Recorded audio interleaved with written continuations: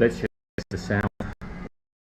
I'm using a really unusual today, so I can just get someone to confirm the sound is working for me. I'll explain to you about the rig. So it's pretty. You could see the setup in front of me at the moment. It's pretty unusual. It's working. Oh, Michelle's just checked the video is working, but I just need to check if the sound is on. I can go for a walk. You can go for a little walk and just test the sound. You may, because I'll explain in a minute. So, yeah, sound is good? Okay, so the sound is good. How are you all? Hope you guys are having a beautiful day. Michelle's going to be on comments today, but I actually can't see the comments because of the rig that we've got set up here. I'll tell you what we're doing basically is we're using the GoPro as our camera, but we're using the phone as the device for the internet. So I've got a phone and a GoPro here. The GoPro's giving you all the video, so what you should be getting is a much clearer picture than normal, and I'm not using the phone's camera, so you know that's the basic explanation. So Scotty, if you're watching, you watch this later on, it seems to work, but I'd say it's a lot of work. It's a lot of rigging. There's cables all over the place, and it's tricky. Probably the first and last time I'll do it this way, but anyway, the picture should be good. I'm just going to share it out. So hot today. We're well up into the 40 degrees. What is 40? 120 degrees Fahrenheit, 40 degrees Celsius, and humidity like a swimming pool, which is just behind me. So it's piping hot. I'm sorry I haven't done any videos lately. We'll talk about that if anyone's interested or any questions come up. Actually, I'm not going to talk about too much today other than questions that people want to ask.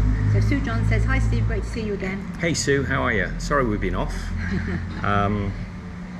Good reasons for it, Sue, but you know, we'll chat about it now. A few people have asked me to do a live stream. They've said, you know, but do an update. I haven't got a lot to talk about, to be honest. So it's really just answering questions. Yeah, that'll turn people off, Michelle. I think, yeah. Oh, he's got nothing to talk about. Turn it off. Yeah, no, nothing, just nothing to say. But you know, I've always got a lot to say. But never fear. Never fear. I can always talk. But it's a steamer today. So I am here says, wow, we were just talking about you, and voila, and nos amis. Hi guys. Good day. Good day. How are you, my friends? Nos amis. Yes.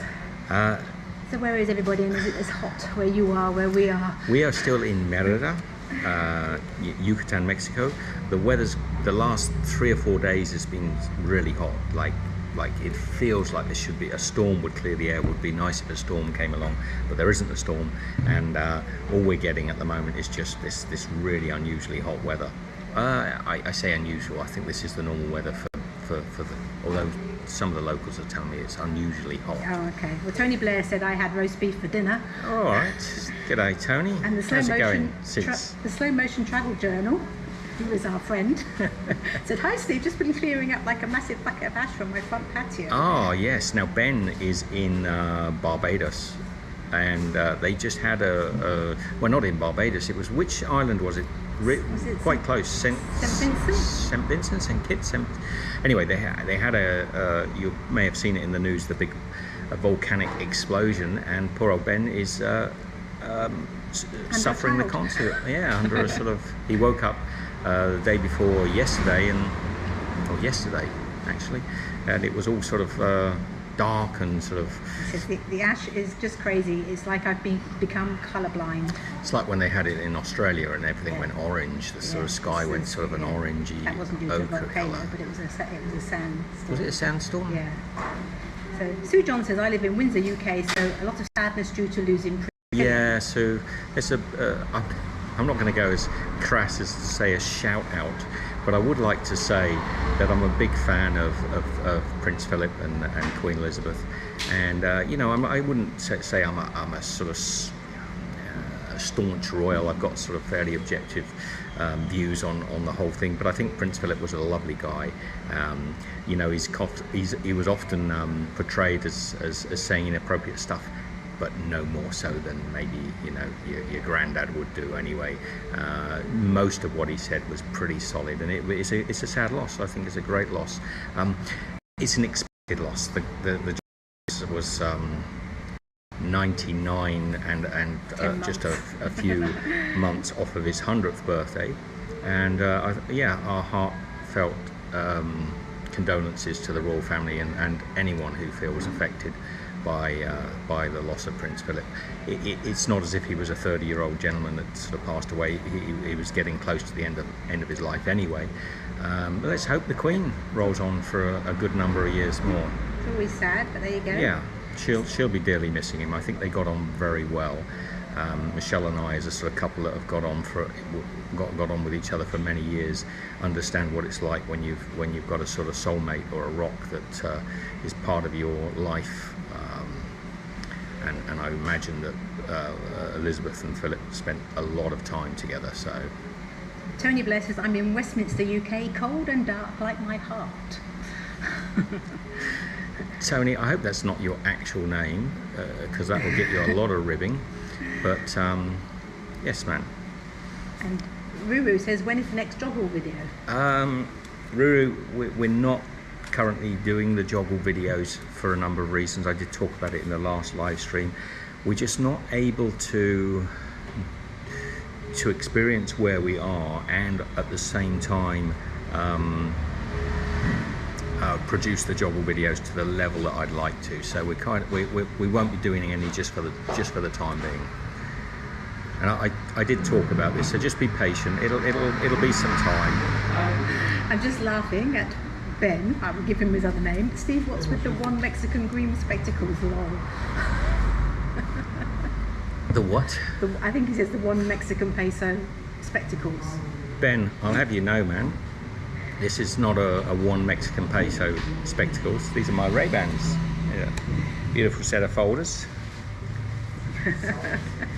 Only I would buy a pair of sunnies that look like they come from the dollar shop, but no, man. They look cool. They look cool. Yeah. So Ruru says, okay, thanks. That's with regard to the joggle videos. Yeah, they're just, look, when we get time to actually start doing the joggle videos again, there'll be a higher quality of videos. So we'll be looking at, you know, it's just in 40 degrees in a hotel. It's not the ideal place for us to be sort of producing and editing together good quality videos. So we're stopping for the time being, and we'll start up again when it's good. I'd rather 100% than give you sort of like 70%. And I know the quality of what we're producing at the moment is pretty good, but well, I think it's pretty good, but it's not as good as I'd like them to be. If we had a bit more time and a bit more Good day, mate. Energy. So Tony Blair says, St. Peter is my rock. I'm Catholic now. And Mary Cad says, Jesus is my rock. So, right. And well, Steve is my rock. Yeah, well, Michelle is my rock, so. And Ben says, haha, oh nifty, they do look cool. You can't backtrack now, Ben. No, stop. You said it. So I've got this weird sort of setup. I'll set up the GoPro as the camera, as I was saying earlier on, and but I've also got the phone there because we're actually using the Wi-Fi hotspot to connect to the GoPro, and then using the 4G between the two. So I'm hoping we get a better quality. That and the fact that we're not actually walking around, so we know we're in a stationary position, so the bit rate's pretty stable. The picture should be pretty good. Now I'm intrigued here because the slow motion travel journal, i.e. Ben, sometimes he has a spanner and sometimes he doesn't. I don't know why.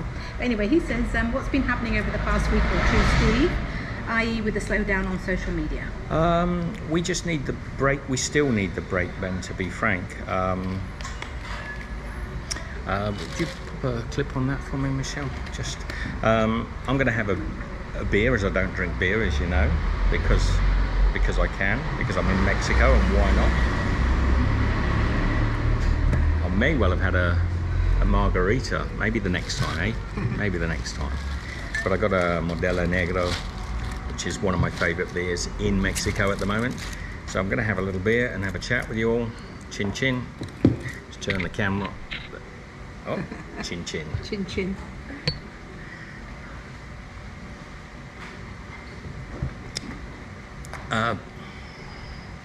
I don't know if Annette keeps coming. Are you in shot there, Annette? I think you are. I know you've got the lovely Annette. She's running away. Drops into shot occasionally. It's a very wide angle. What's the picture like, Ben? That's interesting because I'm quite well behind on the picture. When I sat down, you were just opening your beer. Okay. So yeah, we'll see. We just, I won't say burnt out because that's really not appropriate, but we're trying to avoid getting to the burnout stage. So we're not ones to get to the point where we've just had a complete enough. But I could see the signs that we were just working and working and working, producing stuff, and there was no time for any enjoyment whatsoever. And I don't mean that as a sort of like woe is me, but you got to notice those things before they actually become an issue. So basically, we are having some time off. The other big issue I've had ever since I came to Mexico really is finding good internet. I mean, it's I buy a SIM card, it's 200 pesos. What is that, about $12 Australian, 10 bucks maybe US. I buy a SIM card. I do one live stream, maybe two at the most, and the SIM card's dead. So I'm having to go out and buy another SIM card every time I want to do a live stream. Now, fortunately, I found myself a better deal. So I've got myself a SIM card now, and we're testing that out, and we'll test it out over the next sort of 10 days if the weather cools down. It is so hot outside. 40 degrees Fahrenheit plus. I mean, it feels like 44, 45. It's humid as, so please excuse the title, but it's the way I felt. It's just bloody hot. And yeah, so, as you said, the locals are saying that as well, that it is particularly hot. So.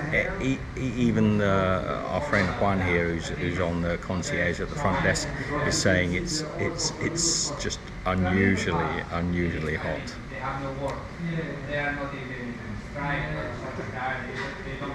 Any questions coming in, Michelle? Not from me. Okay. We're not going to make this a long live stream unless we get some sort of pushing or pressing questions. So Ben is saying, why not leave Merida if it's too warm? Plenty of other places you want to explore. That's right? one of the things, Ben. It's a sort of, I don't know, it's a chicken and egg situation. We've both been travelling for a long time. We're starting to feel the effects of just being locked into these places, not being able to travel freely and do what we want. We're both feeling that. We could go to somewhere in Mexico that's a lot cooler, but neither one of us wants to actually, take a flight at the moment or a long outer bus journey. And to get to the cooler climates, we'd have to get on a bus or a plane, and we're not feeling it, are we? No. I think at the moment we'd like to be home. To be frank, both of us would just like to go home, have 2 or 3 months, complete chill down, complete rest, see the family, see the kids. This is we've been feeling this now for the last maybe 2 or 3 months, and it's just probably come to a head a little bit, and it's really hard to motivate yourself to produce videos when you're really not feeling like you want to even be. That beautiful place, Mexico, by the way, I'm not complaining. And it's funny because the last time we came to Mexico, which was 5 years ago, was also a time we were very close to burning out, because we'd been really heavily, we'd been to VidCon, I think, Michelle, there'd been all sorts of, just been, yeah, we'd had a full-on year, and we arrived in Mexico and we filmed almost nothing when we were here, even though we found the country to be charming and lovely. We filmed almost nothing, and we've kind of done it again. We've walked the Land's End to the John O'Groats to Land's End. We've had a great Christmas with Rick. We've been 5 months locked down in Turkey. We've been told what we can and cannot do. Here in Mexico, people are hugely suspicious and wearing the mask all the time. If I go and film anything outside, to me it's like a dystopian hell, really. So I just don't. I'm not feeling it. So does it sound a bit moany? No, it's just how you're feeling, or how we're feeling at the moment, isn't it? It's very hard to get in the mood. I mean, we've been out a few times and actually videoed stuff, but then we've got back and it just it doesn't have the upbeat feel that we want. So the Slow Motion Travel Journal says, getting back to Australia is probably 6 months away, so don't stress about it, nothing you can do. That doesn't detract from the fact that that's what we'd like to do. Yeah, it's pragmatic, and it's the way we've been for a long time now, Ben. We've talked about this in February 2020. We can't get back, we got to get on with life. There's no reason why we should feel entitled to go back, so we just we get on and get on with things, stiff upper lip and all that. But it can wear a bit thin. It's been over a year now, and we're sort of like we probably just about had. So Petri says hi, Steve and Michelle. Hey Petri. And Sue John says it's very cold here in the UK, got the heating up. Yeah. And Jarl Midturn says hi and greetings to you both from Norway. Have you ever considered making a book about your travel adventures? Yeah, we would, but we're always travelling. There's never time to actually write a book. And I know that seems a bit of a weak cop-out, maybe it is, but we've been travelling so long now that we need probably to get back home, or somewhere we feel is home. We also want to have regular access to our family. You don't want to be sort of not seeing them, as we haven't seen our family now for getting on 18 months, and it's tiresome. We're missing a lot of things now. We're missing birthdays and anniversaries and all sorts of stuff, and it's fine. Michelle and I were pretty upbeat about everything. I'm good behind the eyes. I'm not sort of all sort of solemn, but deal with it. It's just, at the moment we haven't really got a direction. We were stuck in Turkey. We dealt with it. Yep. We've decided to do the walk. That took another 3 months. Yeah, we've always risen to the adversity that's been dealt with us. But this stuff, this political stuff, is, you've heard, most of you know my opinion on the politicians and what's going on around the world, and I haven't changed since the video I made in February of 2020. My opinions haven't changed in the slightest, and I'm rock solid on that. I refuse to accept the general nonsense, and I know the more it goes on, the more and more you meet people affected by it, start to sort of feel very sad, and then there's somebody else, everyone suddenly knows someone who's been affected by it, and that doesn't change the fact that we've had our liberties completely stripped away from us, and Australians, I think, almost more so than anybody else in the world, I would say, because we were literally locked out of our country. When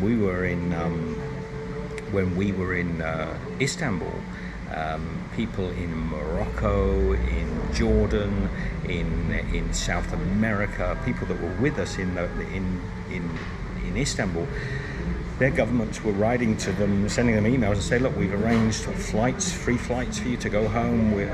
We want you back here, and we've arranged, your quarantine if that was the case. Completely free. I mean, they've been forced by the government to do it, so the government have picked up the tab. That was once Istanbul opened the airport. That's once Istanbul opened the airport. So every country around the world was getting, okay, come back, we accept that we are forcing you to, and therefore we're going to pick up the tab. The Australian government decided otherwise. They decided that we weren't going to let you back in. You, even though you actually were Australian citizens, you were banned from going back to your own country. And now when they started to open up those borders, they're saying, we want you to jump through very stringent controls that are not human rights friendly, and we want you to pick up the tab for it.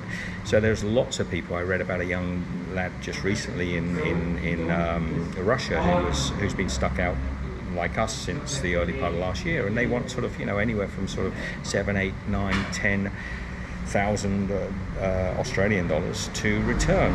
Now, ordinarily, if you wanted to return to your country, you can pick up flights from almost anywhere in the world back home for sort of anywhere from 500 to sort of 800 bucks. But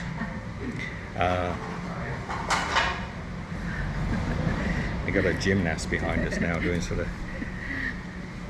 So anywhere from you normally can pick up a flight back home from $500 to $800, and you can choose to go back home whenever you want to.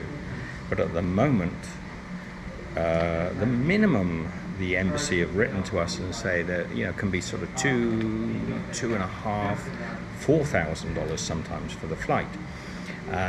They don't guarantee the flight. It's never a convenient flight. It's not for the convenience of you, it's for the convenience of them. They never guarantee that the flight will actually leave, so you can end up, I think I'll give the example of the young boy in Russia that I'm referencing.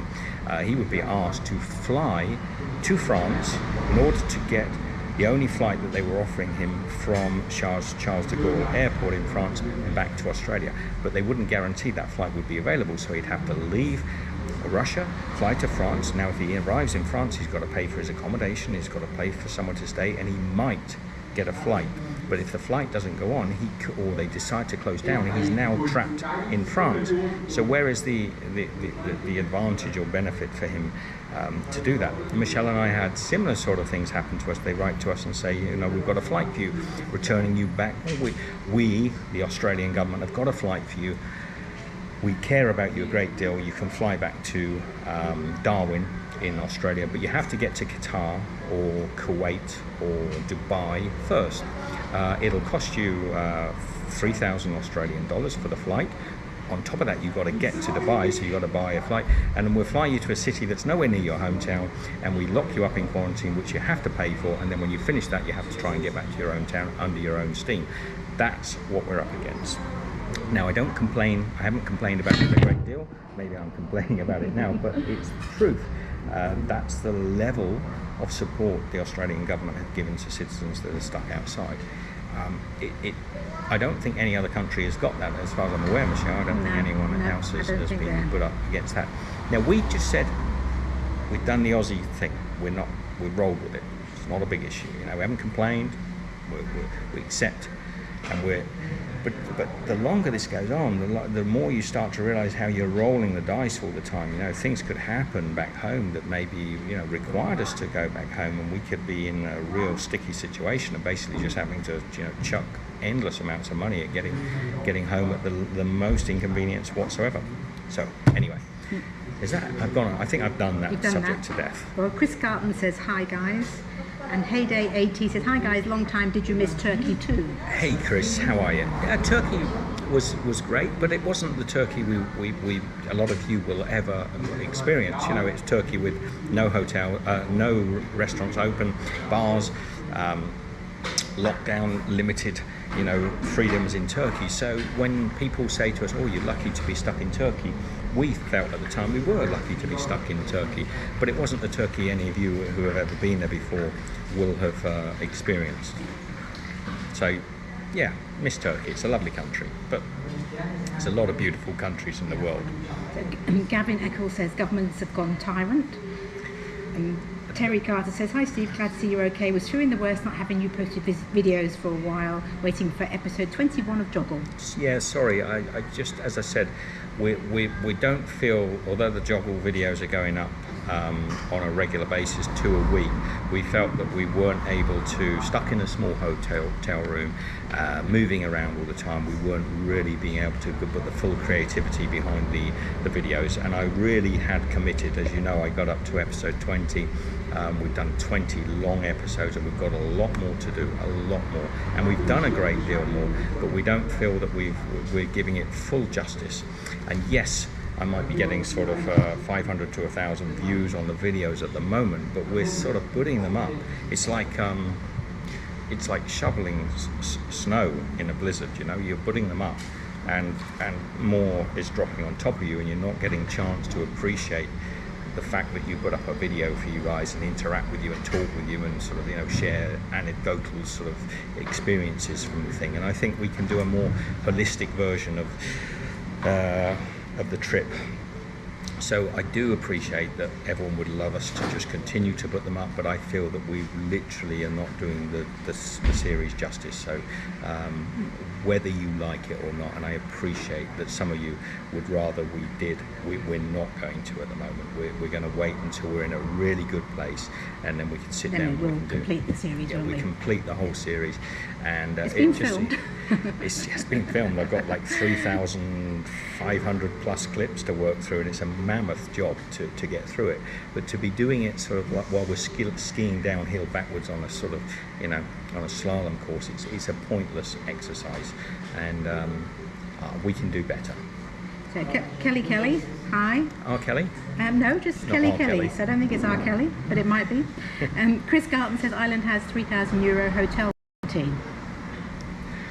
Okay. Yeah, I mean, it's not appropriate because, any country that puts a hotel quarantine on you is firstly taking away your freedom to liberty to travel as you wish, which is stated down as all, it's an innate human right to be able to travel. So if they take it away from you, if they steal that from you, they have to step up and pay for it, because I don't actually need to travel to Ireland or Australia, but I may choose to, but I don't need to. But when they actually put in a set of procedures that say, yes, if you do come to our country, all these rights are sort of waived for you, they have to take responsibility for that. Because the alternative, here's a simple solution for the Australian government. If they but had the intelligence to work with it. You could arrive in Australia, have a test before you arrive. That's a scooter about the size of a back. Arrive in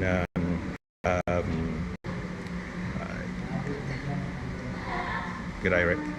You could arrive in Australia, you could have a test, you could go to your home, you could have a test 5 days later, and they could basically, allow you. Yes, there's an element of trust involved, but we are not 8-year-old school children, And if you're a citizen of Australia, you should be able to arrive in that country with a COVID test saying that you haven't got it, not a vaccination. I don't think anybody has the right to demand, and I would encourage people to get vaccinated if you wish to, but nobody has the right to demand that you stick a needle in your arm. Nobody has the right to demand that you wear a mask. It should be encouraged, it should be, whatever you choose, but nobody has the right. If you actually say as a government, we encourage you to do so, should you choose to, that's diplomatically acceptable. But if you tell people they've got to do this or that. Anyway, so there are many better ways around this. So Jack says, hello Steve, different weather from the UK, 4 seasons in a day here. Yeah, there's just one season in a day here, Jack. As the title says. Bloody hot. So Ben says, what are you planning to do over the next few weeks, Steve? Michelle, since you are staying in Merida, it sounds like. We'll do some live streams and keep you up to date on it if we can. We don't know. A lot of our friends that we've met here say to what are you doing, and we give them the same answer. We wake up yesterday, we were going to go and do one project. We woke up the next day, we're going to do a different project. We're in that really sort of ebb and flow, which is really troubling for us. There is no concrete solution.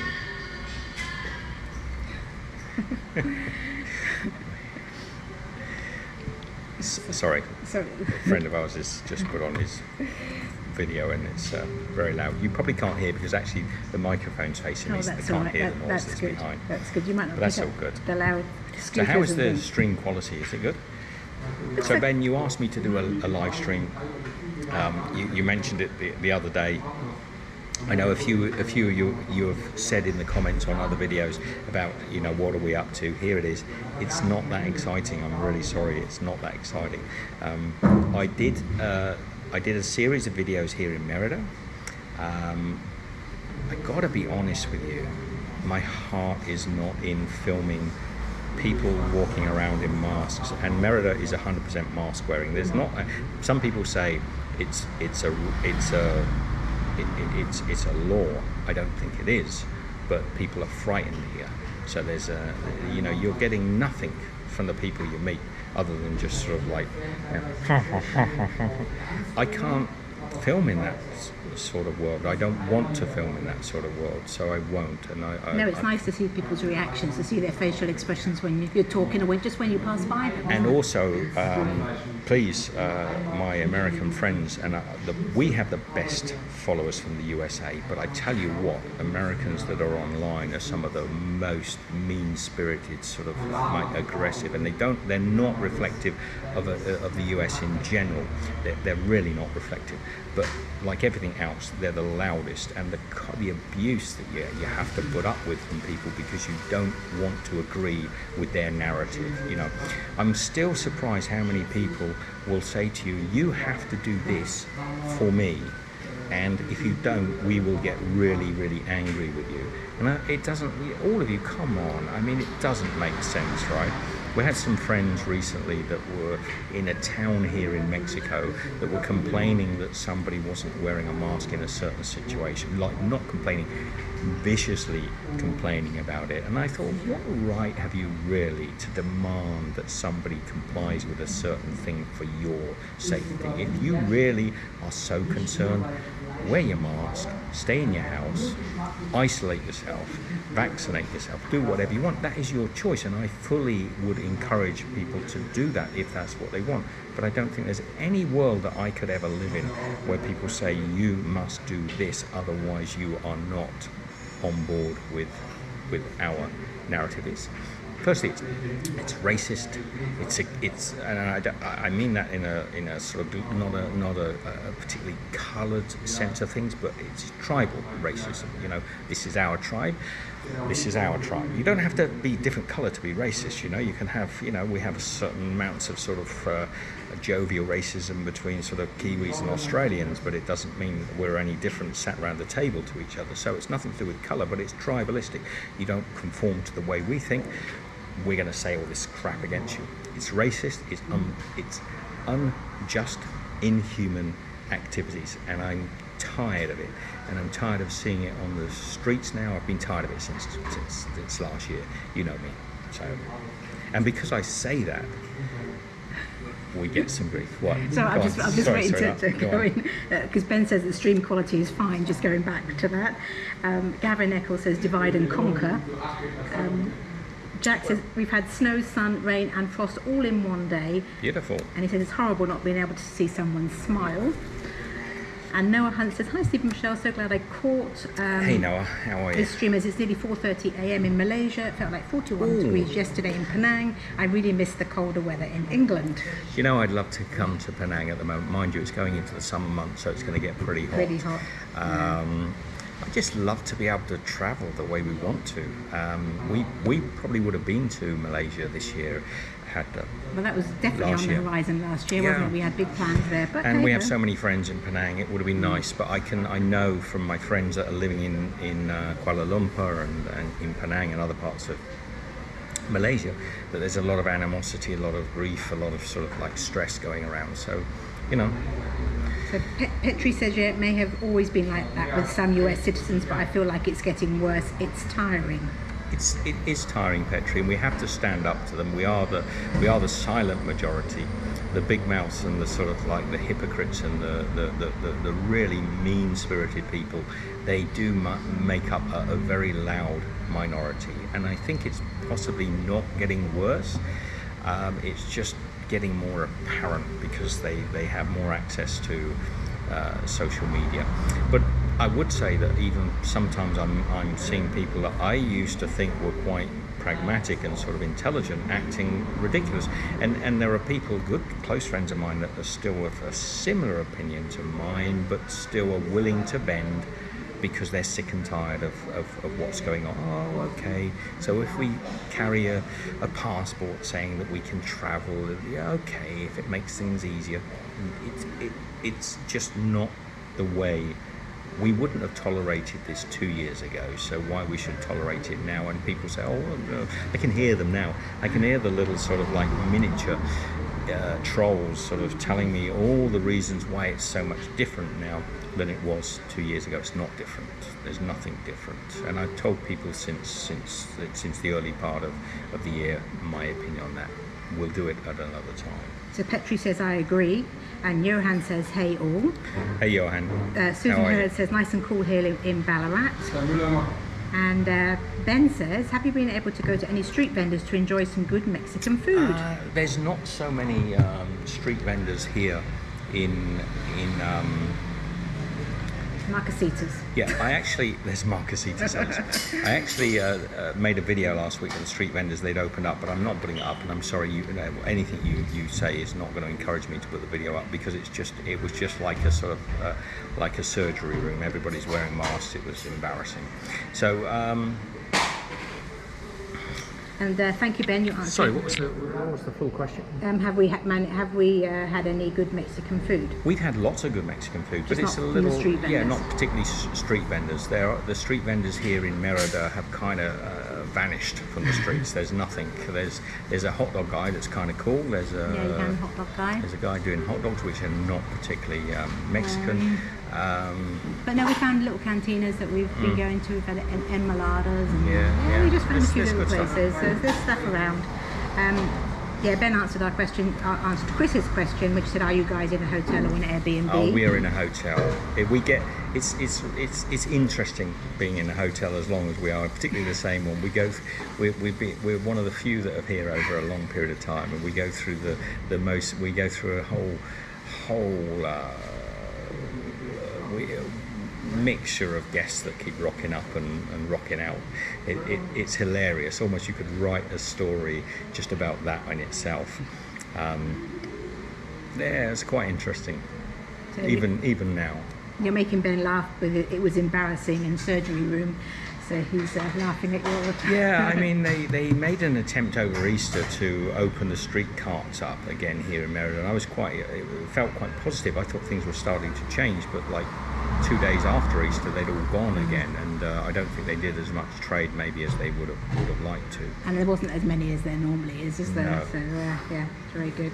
Jack says... And it's becoming a little bit like the street cart vendors have got visors on and masks on and gloves on. It's like it's embarrassing.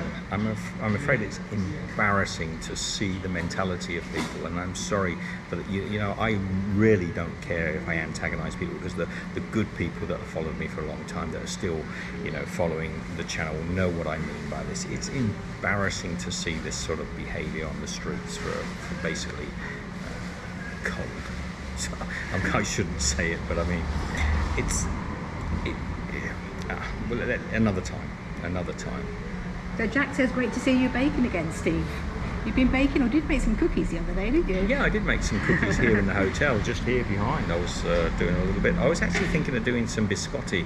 I think I might make some biscotti, because they kind of, the humidity's so high here, the cookies go soft so quickly. I think biscotti might be quite good, so I might make some chocolate chip biscotti. Yeah. Anyway, if anyone here from the hotel sees me saying that, I'll be held to it. You will be. But no, we haven't actually got our own kitchen. We've only got we haven't got a kitchen. We really are barely organised at the moment, but we're just kind of treading water, I would say. Treading water in a hotel room with an ensuite bathroom and a little desk that I can work at. We are just treading water, and we've been treading water now for 6, 7, 8 weeks. And it's nice. The place, we like the place, we love the people. It's given us a chance to just to work through a few plans, but we're not getting anywhere at the moment, are we? So Ben said he baked the cookies, but they were all for me, all of them. Ben took them. Well, we baked 2 sorts of cookies here the other day. One was an Anzac cookie, an Anzac biscuit. Sorry, pardon me. Not want to offend my Aussie brethren, my Aussie mates. So Anzac biscuit and some chocolate chip cookies. But the only thing I would say with the chocolate chip cookies, though, I thought they were delicious, but because of the humidity here, that if you don't put them away somewhere really airtight, they turn into sort of a soggy mess pretty quickly. Whereas I think a biscotti would sort of withstand that. It's almost like dwarfen bread. The chocolate chip cookies actually made it to Instagram. Yeah, they did. They were lovely as got well. eaten before they the got. Anzacs. Also because the batter was quite hot, the Anzacs sort of went. The first batch were about. They should have been about that big, but they were this size. So they just went spread across the tray, which was kind of cool. So we just adjusted it, a little extra flour in there just to sort of firm up the cookie. Tiny amount, only needs about 10 grams of flour, and 2 tablespoons of flour in a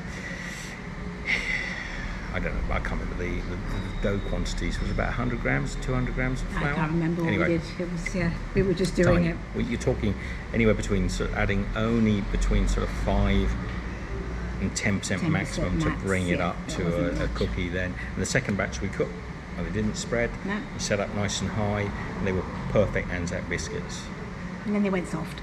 And then they went soft because they are they're a high sugar content biscuit, so they have quite a lot of your sugars don't bake them long enough to get really hard crack consistency in the sugars. So you're really only baking them until they go golden brown, which if you were to scientifically test that, you're probably getting soft ball at the most out of the sugars. So Noah says, as soon as I saw those cookies you baked, I went to the local shop and bought some chocolate chip cookies. Beautiful. Well, the recipes on my website, steveskitchen.com. It's on the channel too. And it's on the channel as well, so you can see it written and you can see it filmed. Jack has obviously had the same thoughts as you. He said you could do some shortbread with chili and give it a Mexican twist. We talked about doing that. I actually spoke with the people here. I said, what about if we do a chocolate chip and chili cookie? And they all went, oh yeah, they like the idea of that. But then the real bottom line was, if you and it was a good Martin, the manager here, said to me about it, and it's true. Think about this. If I offer you a chocolate chip and chili cookie, you're going to say, oh yes, I'd like to try that, right? And then if I have a box of chocolate chip and chili cookies and I say, oh, try a chocolate chip, and you go, oh, that's nice, and you're going to eat it. And I might say, okay, now what would you like next? A chocolate chip and chili or chocolate chip? And you might say, I like the chocolate chip and chili, I'll have another one. But over a period of time, most people are going to go for the chocolate chip cookie. You know, if they're there day in and day out, most people would like to try the chocolate chip and chili. They kind of, they're going to default. And then you get the ones that aren't adventurous and think, no. And then there'll be a lot of people that say, oh no, I don't like the idea of chili in it. So yeah, I do love the idea myself of playing spices in chocolate chip cookies, but I can appreciate actually now that it's a niche market. So Terry Carter said, this is with regard to the videos, the jogger ones. It's not. It's with regard to what the COVID situation. So when we're through this, what you have recorded could well be reviewed as a historical documentary. Thank you. I think. Yeah, that was my problem. That confused. Yeah, I mean that. Not so historical, because I haven't changed my mind since the beginning, and I still, if I was to do some political channel and talk about it, I did talk about doing a channel called The Political Chef at one time, where I just talk politics.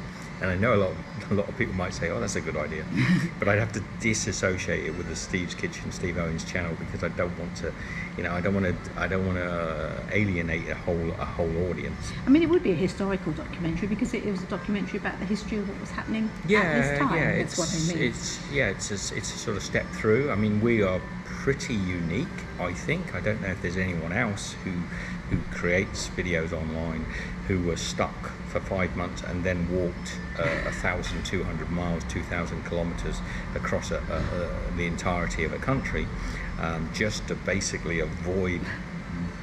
We did it, frankly, firstly because we wanted to do the walk, but secondly because we wanted to get away from the nonsense for a little while.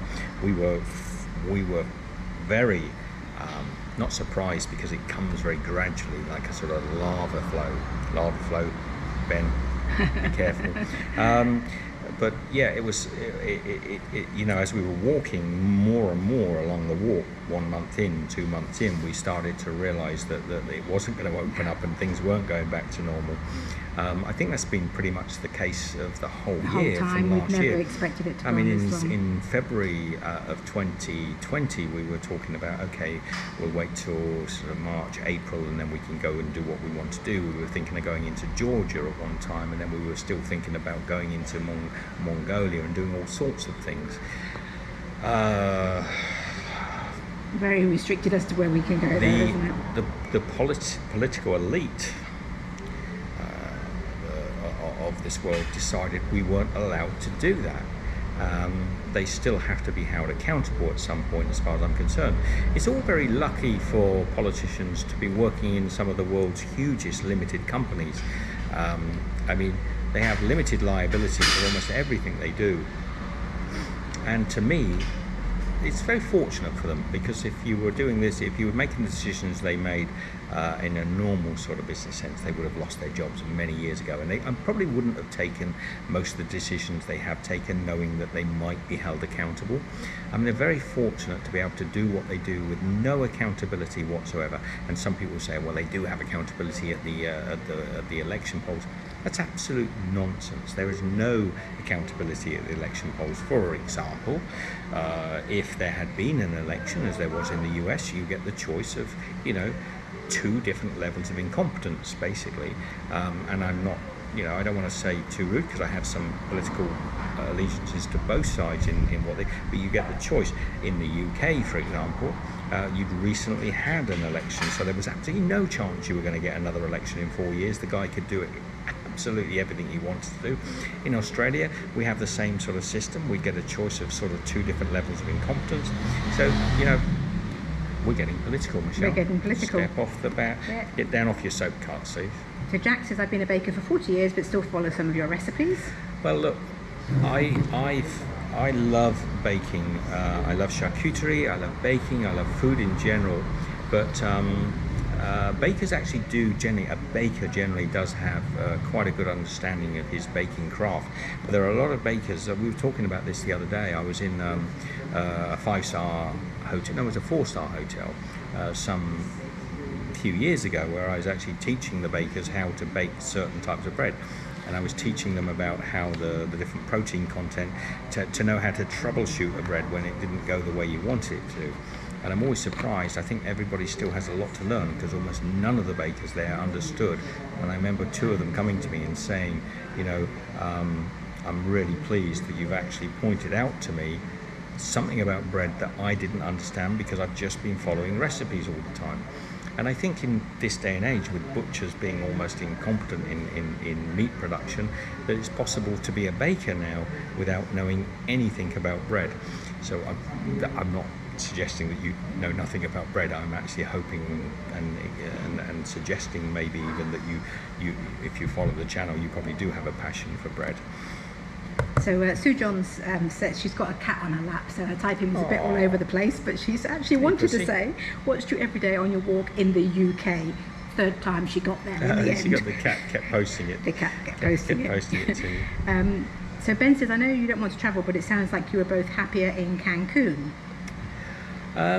We weren't happier in Cancun. I would say Cancun has much better food, and probably, I don't think it's historically got better street food than in Merida, but I think we lament and we talk about it in a fond way when we talk about the street food of Cancun. Now, having said that, I wouldn't sort of like, if it was 2019 and I was there, I'd say, oh, the street food's all right, but it's, you know, it's just the fact they had some street food quite nice. I think it's in Merida because they're not actually street vendors. If I was coming to Mexico now and I had to choose between a culinary destination, and I was told this quite the opposite by a lot of Mexican friends of mine, I would say Cancun has a lot more, and I talk about Cancun Central. Not the hotel zone, which as far as I know has no culinary interest whatsoever. I'm talking about Central Cancun. And also you have to be there long enough, so watch my videos if you really want to know where to go for good street food. We were able to find really nice tacos on the street. We were able to find empanadas and quesadillas and marquesitas, elotes, everything we wanted we could find in Cancun. Here in Merida, not so easy, not on the street anyway. How's the picture? I haven't said it before, but I'm going to say it now, unlimited internet at the moment. We saw a deal. I got a deal. I'm hoping it's going to work. I mean, it's everything we've looked at so far has been like a nightmare, sort of like, you know, So we'll see. $10 for sort of one live stream was not much fun. So Brenda says, hello everyone, hello Steve and Michelle. I'm a bit late as I've been boiling a ham for dinner tonight just to get rid of most of the smoked flavour. Oh. Was it overly smoked then, Brenda, or you found it a bit too smoky? And she said, I'm also out of HP sauce recipe, going to be busy soon. Oh, lovely. See, I love the smoked flavour in ham. We were talking recently with a friend of mine from Canada who professes to be American, but he's really Canadian. We were talking about ham. About ham.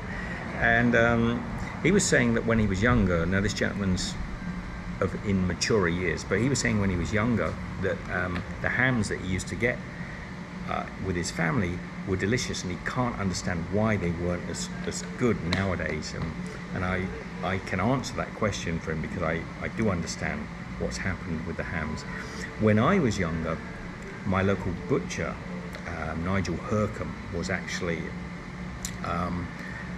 he made his own hams at the butcher, own hams, and it came from good quality pork that was locally sourced, and they would soak the pork in a brine over a number of days, and then they would roast them off, or they would boil them, whatever method they were using to get the final ham.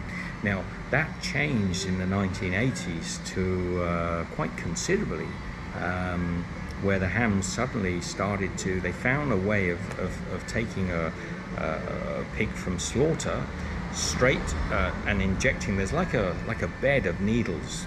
It's like a sort of like a washboard of needles, and they can push it into the ham and press a button, and it injects a certain amount of saline solution into the pork.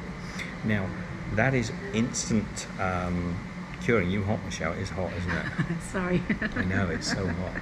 And there is no way, because when you actually soak a ham in a vat of water with salt in it, what actually happens is there's an osmosis between the ham and the liquid that draws the moisture out of the ham. It becomes drier, and at the same time it's adding flavors into the meat. When you do it the other way, and you inject the brine into the ham and then you either bake or boil it, you're not getting the same. That's why most hams you see, even in butchers nowadays, when you slice through them, they have a translucent, almost a pinky sort of translucent. And I don't know if any of you remember, any of the sort of mature audience out there, and you don't have to be that old to be honest, you might just come from a place where it's still available, that hams used to be crumbly and dry and packed full of flavour, so hard because to get you were intensifying when you soak a ham. And I used to do an experiment, and I wanted to do a video about it. You can take a leg of ham or a shoulder, and you can weigh it and then soak it in salty water, and then weigh it just to see how much percentage of moisture came out of the ham. So it's interesting. So Brent says the US ham always has it, got smoky flavour, I think they're saying. Yeah, and unfortunately, when I was in the US and I was going into sort of Trader Joe's and a lot of the stores over there, a lot of the smoked hams were chemical smoking. So they were like Virginia smoked ham and things like that, and they were really just sort of like a rub or something they included in the injecting liquid into there.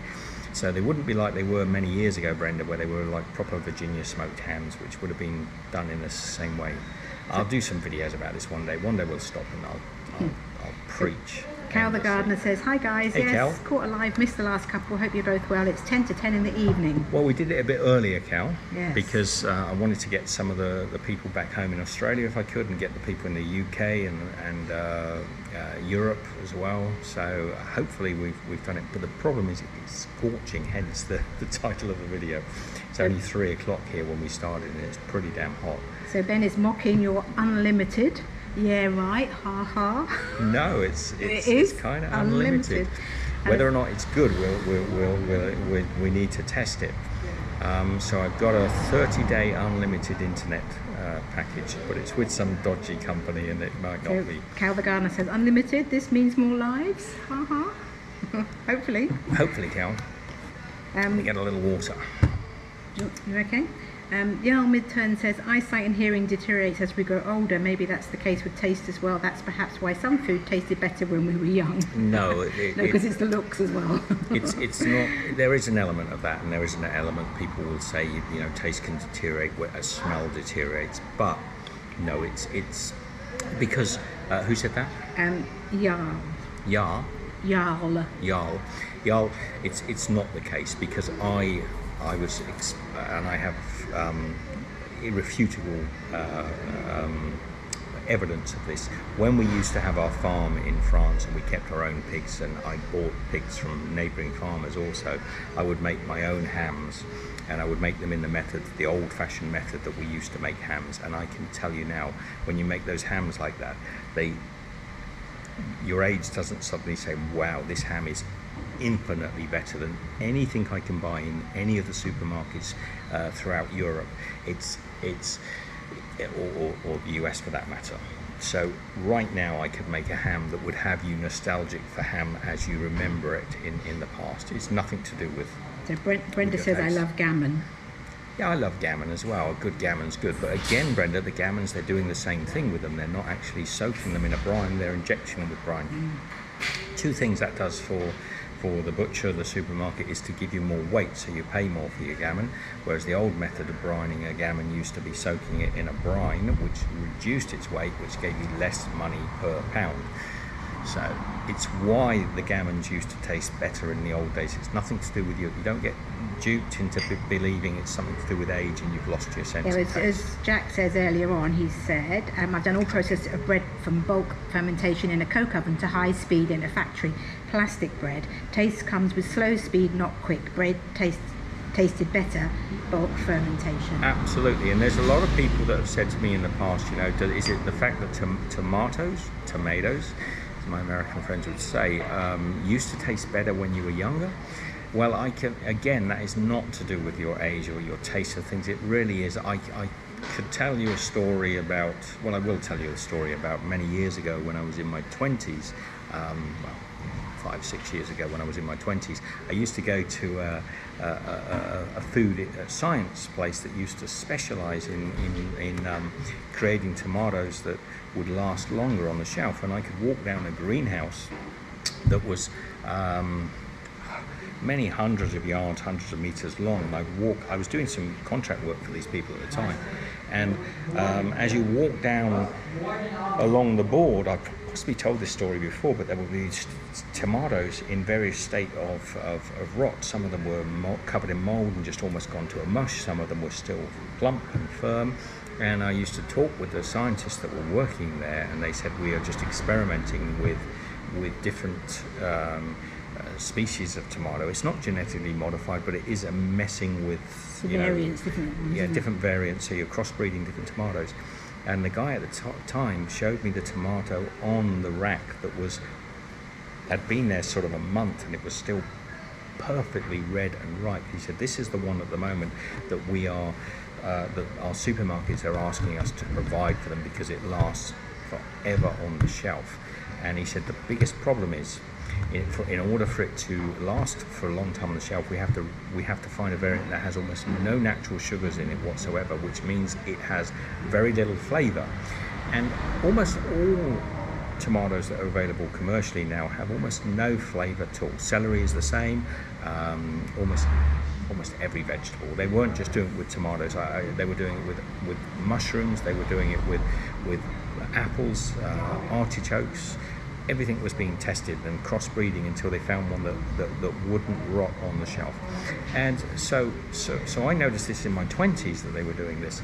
And I know when we were actually visiting parts of Italy, sort of probably about 12 years ago, 15 years ago maybe, we were finding that in parts of Italy they were still selling and producing sort of heirloom type potatoes. And when tomatoes, Lordy, I can't get the words right, and it was then that I ate a tomato that tasted just like it did when we were younger, and it was like, and I wasn't a young man at the time, but I was like going, wow, this tastes so good.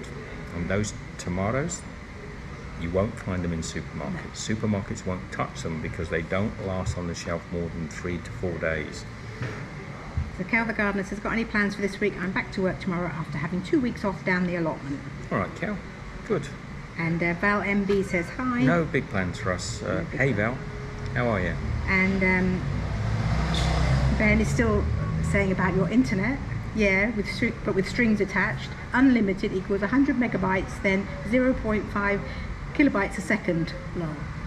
It's not, is it, as far as we know? We don't know, Ben. I only got it last night, so this is why I thought I'd do the live stream today, because my alternative was to go and buy another SIM card from Telcel or AT&T for sort of like 200 pesos and get myself 3 gigabytes of data, which would have lasted one live stream. Yeah. And I was, that mathematical equation wears pretty thin pretty quickly.